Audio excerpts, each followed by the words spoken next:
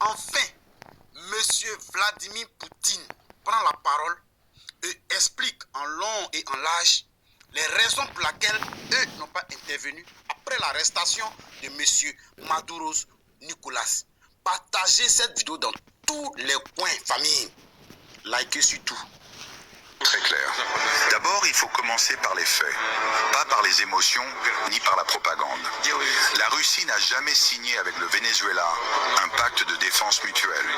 Il n'existe aucun traité entre Moscou et Caracas qui oblige la Russie à entrer en guerre si le Venezuela est attaqué. Un pacte de défense, c'est ce que nous avons avec certains États. Cela signifie, si tu es attaqué, nous entrons dans le conflit. Ce n'était pas le cas avec le Venezuela. La coopération entre la Russie et le Venezuela reposait sur la formation de l'armée, la fourniture d'armes, la défense aérienne, le renseignement et la coopération technique. Et nous avons fait tout cela. La Russie a livré des systèmes S-300. Nous avons entraîné des officiers vénézuéliens. Nous avons coopéré dans le domaine du renseignement. Nous avons aidé le Venezuela à construire ses capacités de défense. Mais un pays qui veut être souverain ne peut pas déléguer sa propre survie à une puissance étrangère. C'est précisément le principe du monde multipolaire. Le monde multipolaire n'est pas un système où Moscou et Pékin vont se battre pour tous les autres. C'est un monde où chaque État doit être suffisamment fort pour se défendre lui-même. Sinon, ce n'est pas de l'indépendance, c'est une dépendance. Deuxièmement, il faut comprendre ce qui s'est réellement passé au Venezuela. Il n'y a pas eu d'invasion américaine, il n'y a pas eu de débarquement, il n'y a pas eu de bombardement, il n'y a pas eu de guerre.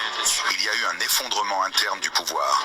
Les responsables militaires vénézuéliens ont trahi leur propre gouvernement.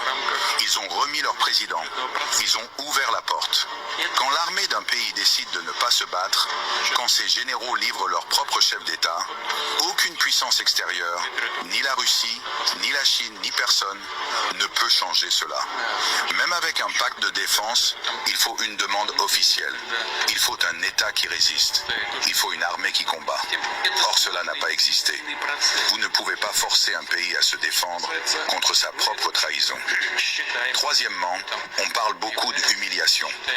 Oui, quand un partenaire tombe, ceux qui l'ont soutenu subissent un choc politique. C'est la même chose quand l'OTAN échoue en Afghanistan. Quand les États-Unis quittent Kaboul, quand l'Europe est incapable d'imposer sa volonté. Mais l'humiliation n'est pas une trahison. La trahison, c'est quand on abandonne un allié malgré un engagement juridique et militaire. La Russie n'a jamais abandonné ses engagements. Elle a respecté exactement ce qu'elle avait promis. Enfin, je veux rappeler une réalité simple. La Russie n'est pas un empire colonial. Nous ne renversons pas des gouvernements. Nous n'envoyons pas nos armées pour imposer des régimes.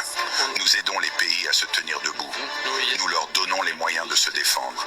Mais la décision de se battre ou de se rendre appartient toujours à leur peuple et à leur armée. Si le Venezuela avait résisté, si son armée avait combattu, la situation aurait été différente.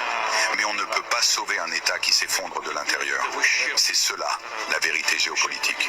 Si vous voulez comprendre le vrai jeu géopolitique derrière ce qui se passe au Venezuela, vous avez bien entendu, mais... Voilà. Chers fidèles abonnés de Nalliance TV, cette information est tombée pile poil parce que nous étions en train de réfléchir sur les rumeurs qui courent ci-là. Donc vous pouvez voir même dans le page, j'ai publié sur la manière dont les États-Unis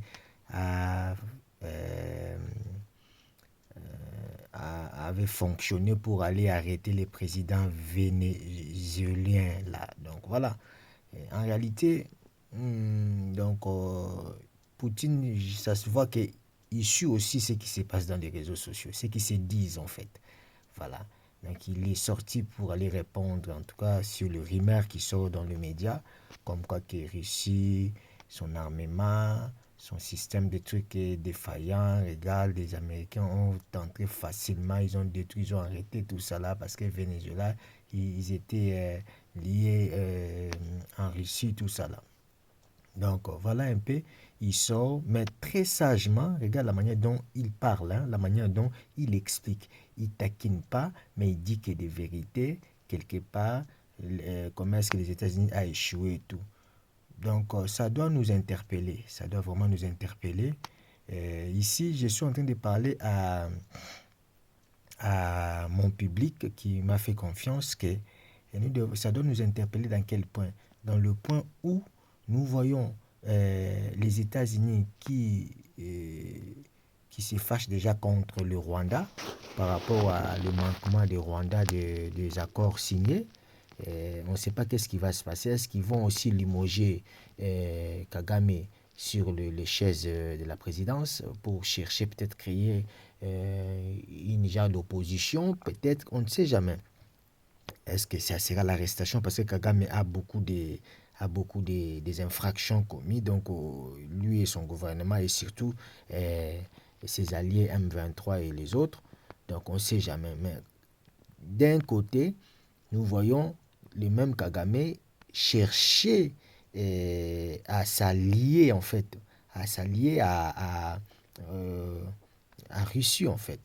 Dernièrement, j'avais publié quelque chose où on a visité les deux gouvernements rwandais et des Russes assis en train de chercher, je ne sais pas moi, qu'est-ce qu'ils ont.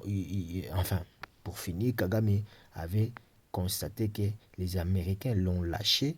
Il avait besoin d'avoir le soutien des Russes. Pourquoi les Russes? Tout simplement parce que les Russes, pour l'instant, on dit, c'est lui qui est peut-être le rival au niveau de la puissance avec les Américains.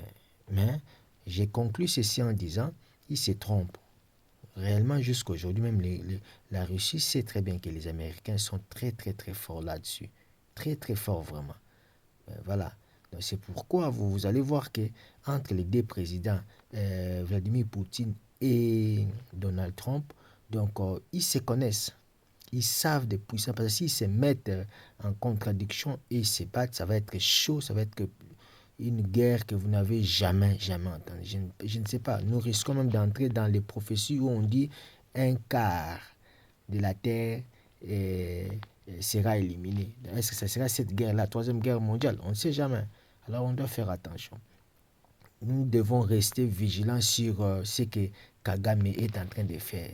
Kagame est comme si, je veux dire, l'élément satanique bien placé pour déclencher cette guerre. Et cette guerre, comme moi comme vous, la majorité des gens qui connaissent déjà que, donc oui, ça peut provenir des conflits qui est entre Israël et les autres nations qui détestent Israël, mais ça peut aussi provenir du Congo, des régions des Grands Lacs, je vais dire. Donc voilà, Congo et les autres pays qui l'entourent.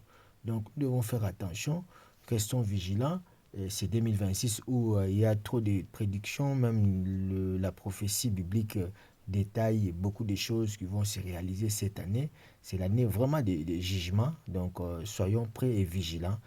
Voilà, que Dieu vous bénisse. Je vous aime beaucoup. Partagez nos émissions. Surtout, n'oubliez pas de vous abonner. Si vous n'êtes pas encore abonné, abonnez-vous massivement. Merci beaucoup.